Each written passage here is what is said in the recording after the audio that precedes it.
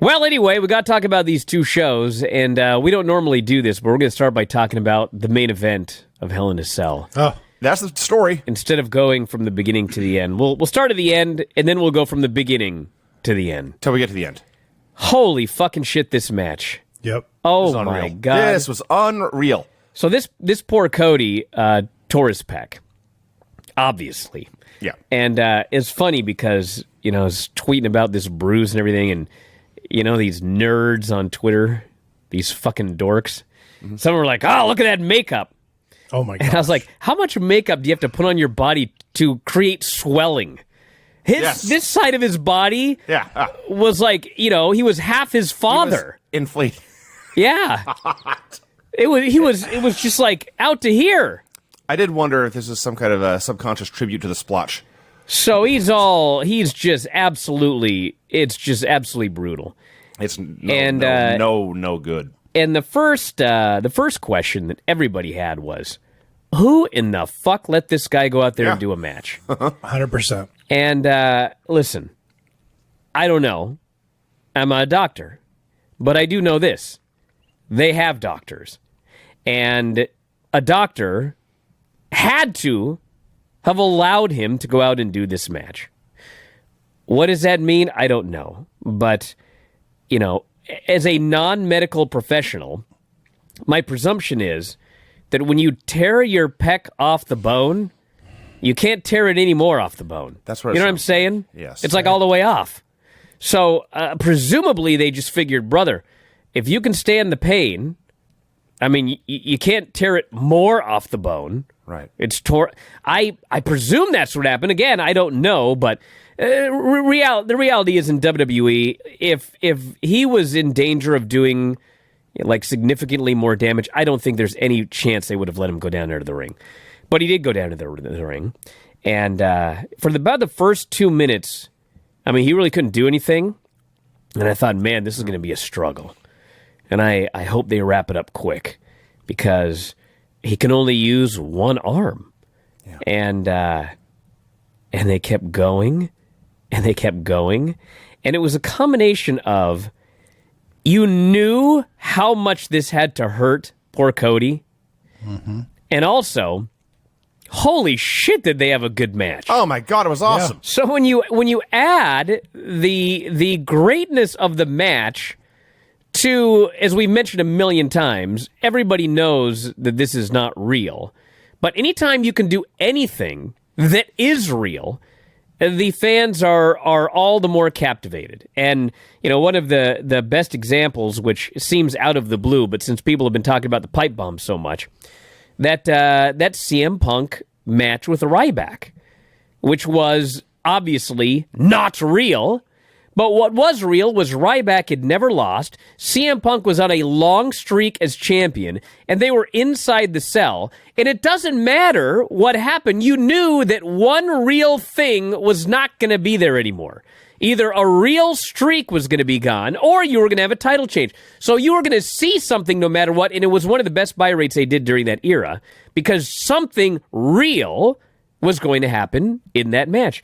And the reality of the injury added to how great the match was, man, this thing, my mind was blown. This match was so awesome.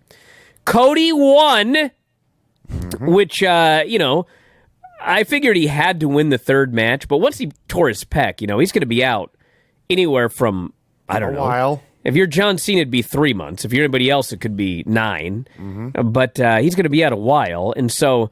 does he need to beat Seth Rollins if he has an injury going in that everybody knows about and he's going to be gone for months and months and months? Of course not. Seth can win that match. But they decided that he's their guy. He is number 2 behind Roman Reigns. Mm-hmm. And he won with a sledgehammer shot.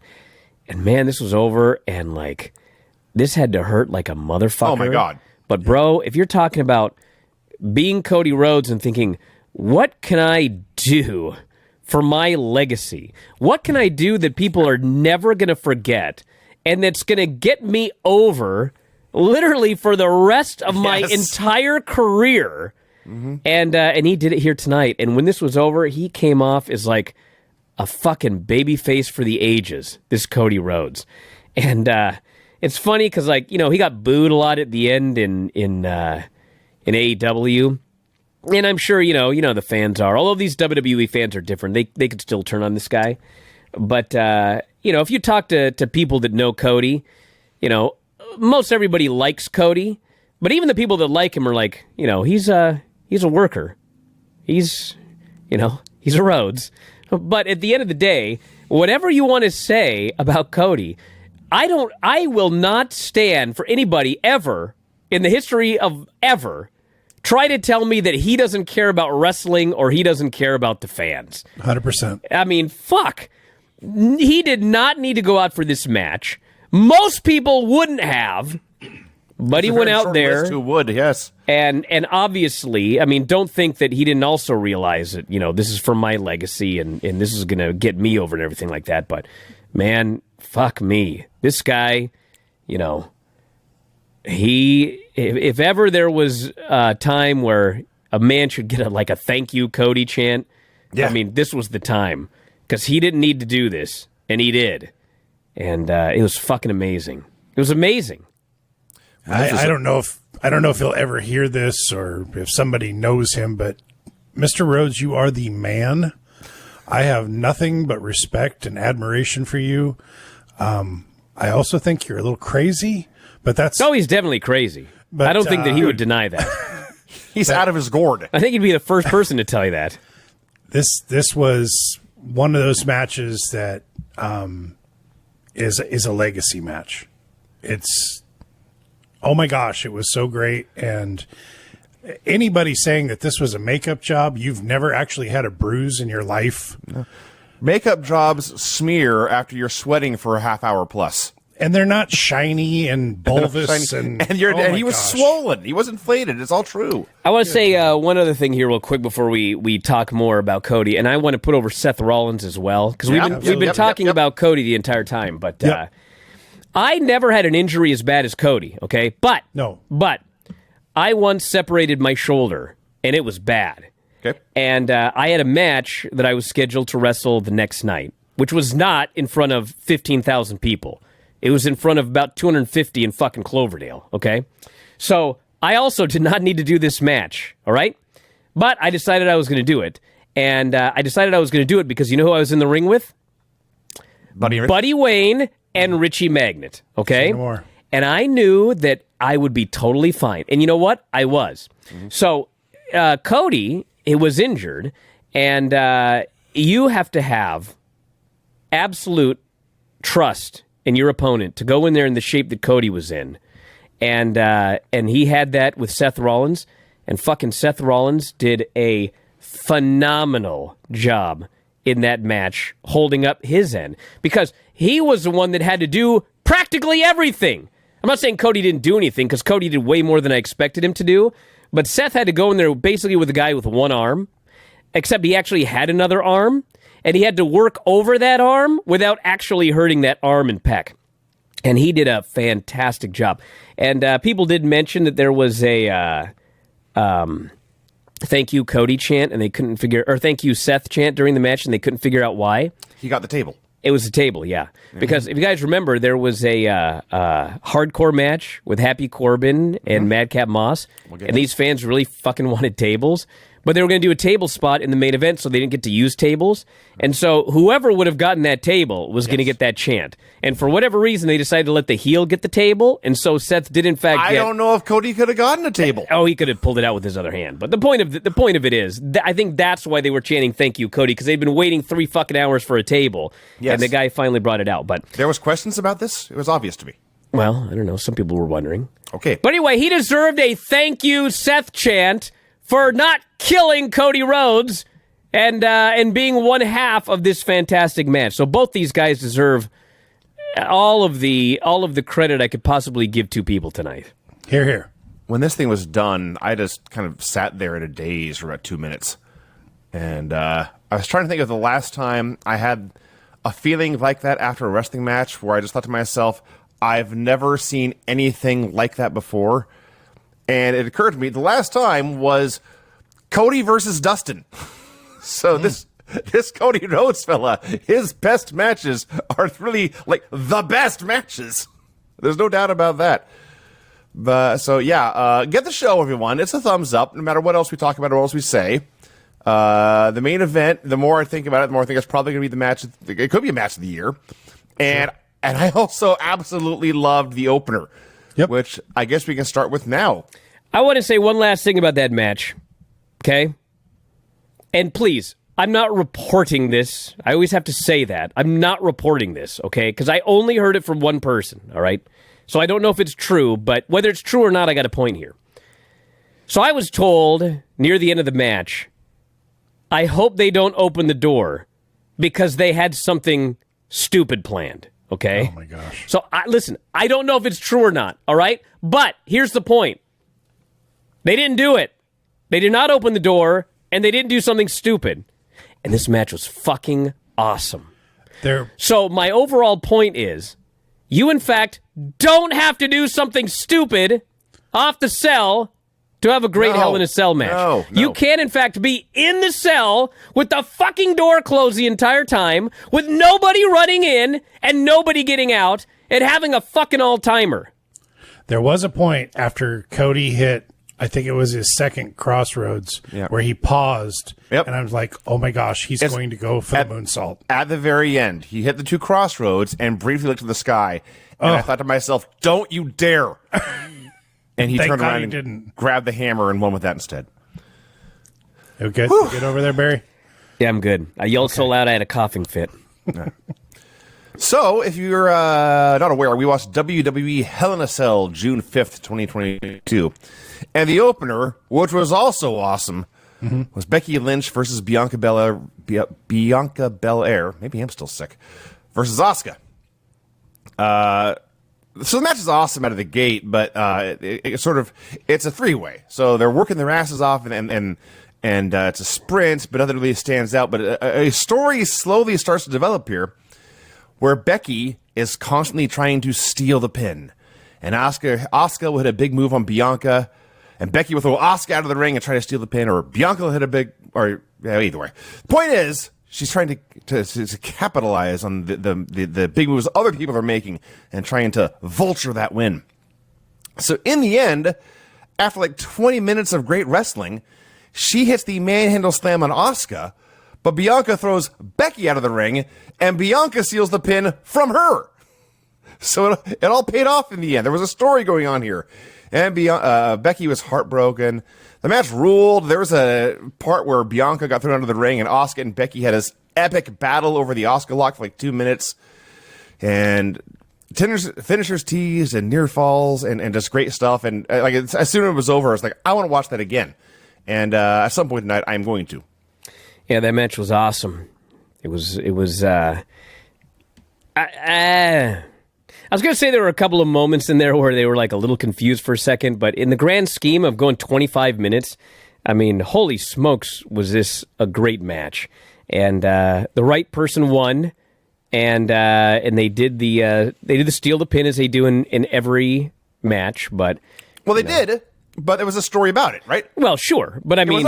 It was not a pointless steal the pin because we're afraid to beat somebody. It wasn't, but we still found a way to still steal the pin in this match. I was fine with it. Which was fine. I mean, at some point, obviously, Becky is going to win the title so she can go up against Ronda, champion versus champion at Mania next year. But they don't need to beat Bianca until, like, the fall. And they shouldn't. And everybody was great in this match. Awesome opener. Asuka, at one point, unleashed a flurry of strikes on Becky. It was like punch, kick, spinning back fist. Punch, kick, spinning back fist. There was a knee in there somewhere. Oh, my gosh. It's fantastic. Brilliant. Yeah, this match ruled. These girls all rule. Yeah. It's been a long time since there was an opener and a main event as good as the opener and main event on this show. Yeah. Okay. Cedric Alexander tries to reunite the Hurt Business, but he is shunned by MVP. It's one of those storylines that they do where it's like, are you ever going to get to the fucking point? Yeah. I've been watching this fucking Cedric Alexander trying to get back in the Hurt Business for months now. Like, are we going to fucking do this or not? And don't even tell me it's a long-term storyline, because they don't do long-term storylines. Like, everything changes by the week. But at some point, like, fucking let's get it over with, dude.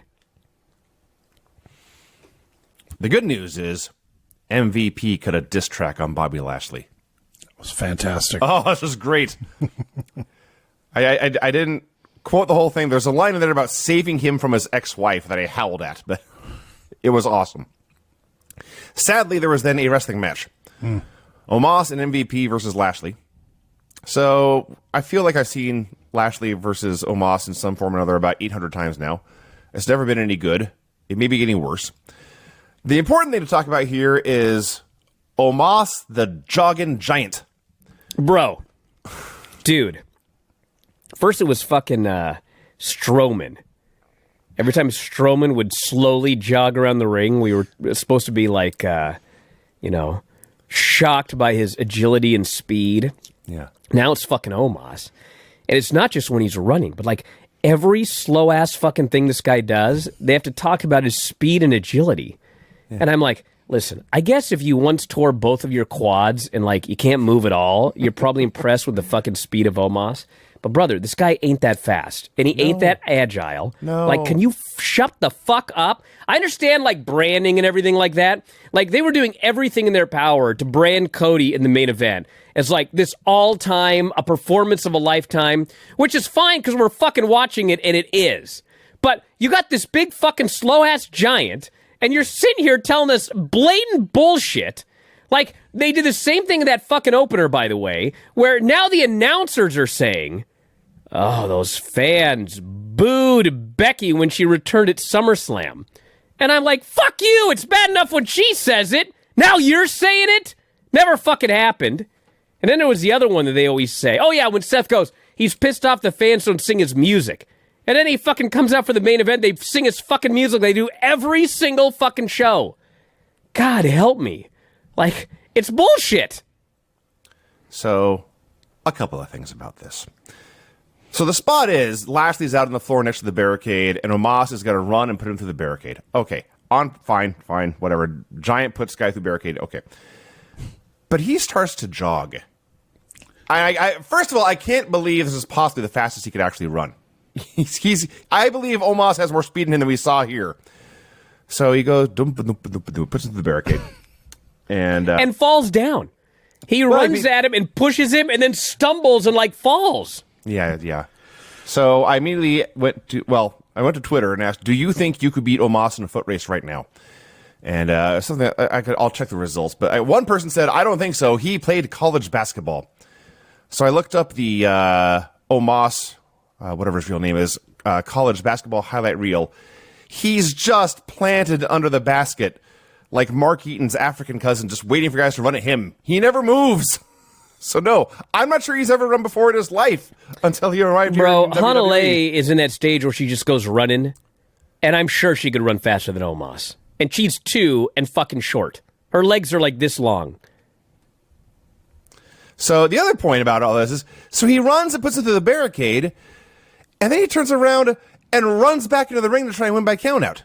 Mm-hmm. And now I'm trying to think to myself, I'm trying to remember how many Andre the Giant matches I saw where he was running all over the place.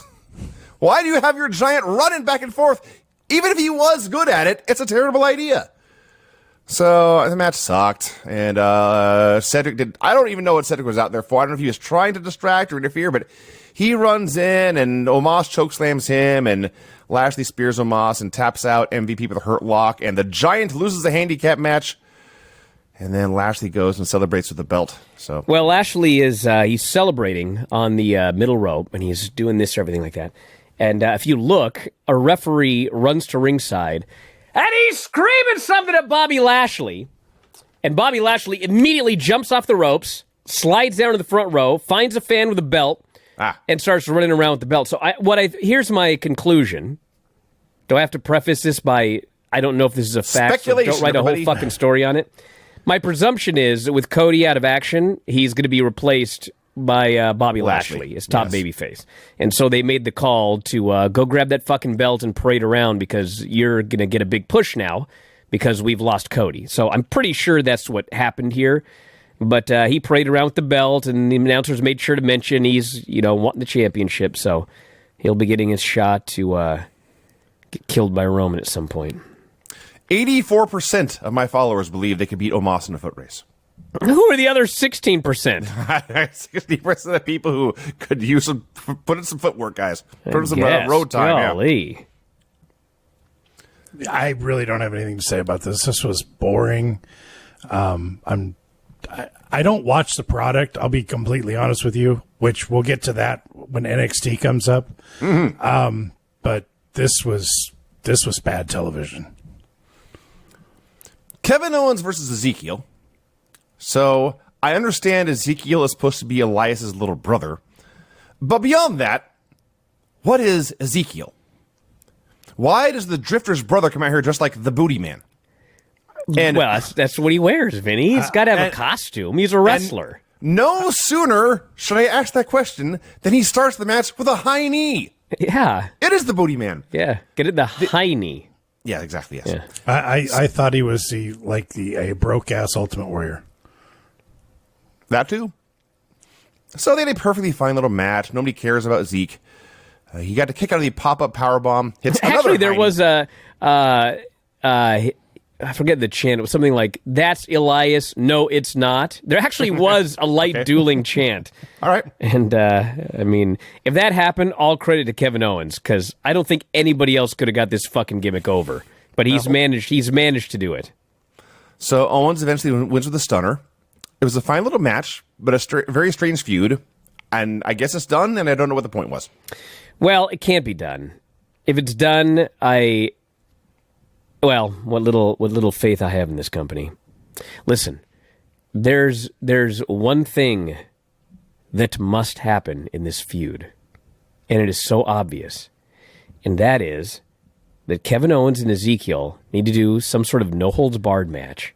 Mm-hmm. They need to brawl to the backstage area. Yep. Kevin Owens needs to lock Ezekiel in some fucking room or something, and then all of a sudden, from out of nowhere, comes Elias, and he whacks Kevin Owens over the head with the fucking guitar, and then Ezekiel comes out of the room and pins Kevin Owens.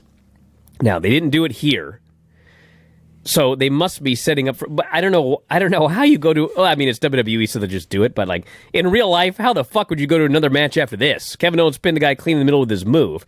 But it has to end like that. Because all you had to do was have enough foresight to film one fucking guitar shot before you cut the guy's fucking beard off and his hair. You have to have that much foresight to do one fucking spot in a random backstage building that you could pass for any building in this country, universe, in fact. If they didn't do it, I'm going to be very mad. AJ Styles and Finn Balor and Liv Morgan versus, as the announcers put it, the entire Judgment Day. Yeah, the entire Judgment Day. Like there's three people are facing the entire other team. All three of them. The entire other three people. Yes. So they had a decent little trios match. It was mostly decent. I thought this was really good. They had a very good trios match. Very good. It's one of the best things I've seen from Edge lately. Having partners apparently helped him. Everyone looked good. Liv looked good, who was probably the one, if you guess anyone had a rough night, it would have been her, but she did not. She fit right in. Long heat segment on Finn. Set up the hot tag to AJ. He had Edge beat with a phenomenal forearm, but Priest made the save. Then a hot tag to Liv. She ran wild on, Rhea, obviously. Turns into a big spot fest. Everyone's running around hitting big moves and big giant dives. And Finn is ready to foot stomp Edge and put him away, but the Eradicator, Rhea Ripley, blocks his path. And he's distracted, and Edge and his eraser head haircut pin Finn Balor with a spear. A very good match. You're right, Brian. I thought it was a very, very good match. It was a very good bunch of talented people on a nothing happening pay-per-view. So they didn't have to do a lot of bullshit. They just got to go in there and have a 6-person tag. Everybody looked good. Good spots. I liked it. Speaking of 6-person tag, they let Damian Priest in there with 2 women. Yeah. If you're referring to the hot tub days from NXT there? Yeah. Right. I totally forgot about that. AJ Styles, like fine wine, just keeps getting better and it better. It is astonishing. He's fantastic. My goodness, what a... Frankly, he and Edge and Finn You guys Fair. are not young. Fair. They've been around for a while, but they are all still awesome. Well, AJ and Finn. Baron Corbin versus Riddick Moss. Or excuse me, I'm sorry. That's what I wrote down before they came out because I thought we were done. The whole point of this feud was to end this ridiculous gimmick, but no. It was. But apparently they think we've gotten the name Madcap over. Right. What? So Happy Corbin is still Happy Corbin. Okay, he's still wearing dumb shirts and they had. He wants almost happy. Fine. Madcap Moss's whole point about coming out of the hospital with new gear, it's not a new body, but he's showing it, and a new attitude, and a new look. He's a new man, but he's not Riddick. He's still Madcap. Which leads to Michael Cole on commentary saying things like, Happy Corbin made Madcap a jester. And later, I'm not making this up, Madcap all serious in this matchup here tonight. This is so fucking dumb. This is so fucking dumb. So nobody cares because there's two grown men named Happy and a Madcap having a fight. But you know something? These dudes went in there and they had a fight. It was pretty good, I'm not going to lie. They had a fight. I love this, actually. Well, I love this is a mean guy match. I love this Madcap guy, and Happy Corbin's one of those weird guys where he's very solid. He's not dangerous. Yep. He's always going to take care of everybody, and sometimes it's good, but it is often boring. Mm-hmm. And in this one, thankfully, was not boring. They had a lot of gimmicks and everything like that. But they got 12 minutes. They worked very hard. The fans were sort of up and down for it, depending on what was going on. But it was a no-holds-barred match, so there was enough stuff to keep them excited, except for those fucking tables. They just were not allowed to get a table. And the problem is, listen, it's weird. Old school, you're using a table in the main event, you don't use a table elsewhere on the show. But at the same time, you probably shouldn't do a no-holds-barred match because all people are going to want to do is see fucking tables because that's what you've conditioned them for. So they either should not have done a no-holds-barred match here or, fuck it, use tables and we'll use tables in the main event as well. But sometimes the old-school rules, they cause more problems than if you'd done things the wrong way, as in letting them both have tables in their matches. As Vinny pointed out, this match was fine, but I could not really take it serious because I was watching Happy and Madcap. Yeah. It was it was fine. And it worked for Corbin because he would get a chair and they'd all boo as he would want tables and he'd smile at him, whatever. But then poor Madcap's trying to make his comeback and they're saying we want tables and he looks at them and he's killing himself to try to entertain them. And he just shouts something like, "It's not a table, but I'm kicking his ass." No one cares. All that said, Corbin has improved vastly. He was bumping like crazy. I think so. Since when he first started, I think he's pretty much exactly the same. Really? Actually, I do. Okay. I mean, I always thought he was fine. There was never a point where he was bad. His character fucking sucked. The character and gimmick. But I mean, his actual work in the ring, I think, has been fairly stable, I would say. He was bumping like crazy for Madcap. I thought maybe because Madcap was going to kick his ass if he didn't.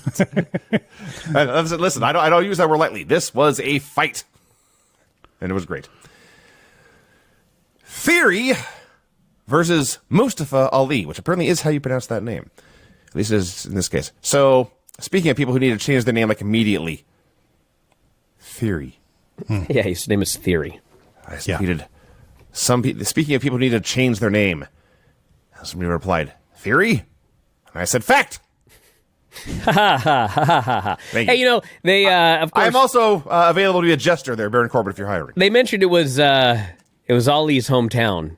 It's quite a few times. And then if you had figured out, they added that his wife and child were in the crowd. then you really knew. Did you notice the Chicago flag in his tights? He of course, was defeated in his hometown by... Theory had the... Theory. Captain America tribute gear, which I assume he bought from Johnny Gargano, who's probably got dozens of these sitting around. He just swapped the logo out. I thought this match sucked. Dude, listen. I know that they are really high on Austin Theory. Why? And you can tell because now John Cena is doing interviews where he's talking about how he likes Austin Theory, but he thinks this man might need an attitude adjustment. So you know what's going on in Vince's brain. Sure. It's like, well, here's a handsome man with a good body, and he's young. He's going to be my new guy. Well, I know what I'll do. I'll have John Cena put this guy over. But, bro, God bless Austin Theory, but he is absolutely, positively just there. Yep. And if you go in there with Mustafa Ali, and the best that you can get is like a 2-star match, brother. This wasn't a 2-star match. Dude. No. This might have been a 1.25 stars. I'd give it 2 stars. It was an average. It was an average match. No, your standard. Ali worked his ass off. Most matches these days are better than this. Maybe not in this company, but around the world. Bro, until you're watching Raw fucking SmackDown, don't you fucking tell me what an average match is. This was a 2-star match. It should have been higher with Mustafa Ali. Well, obviously, that was my point. So that you need to take more stars away from Theory. Oh, my God. So it's a 3-star match for Mustafa and a 1-star for Theory. Thank you. All right, that works.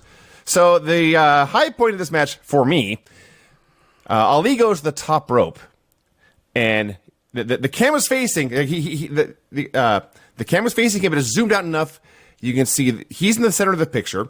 You can see a good chunk of the ring. You can also see the floor. And Theory runs up and pushes him out to the floor. And Ali jumps, and he starts to come down, and the camera is in the perfect position. Just leave it there. Everything's going to be fine. But, of course, they can't.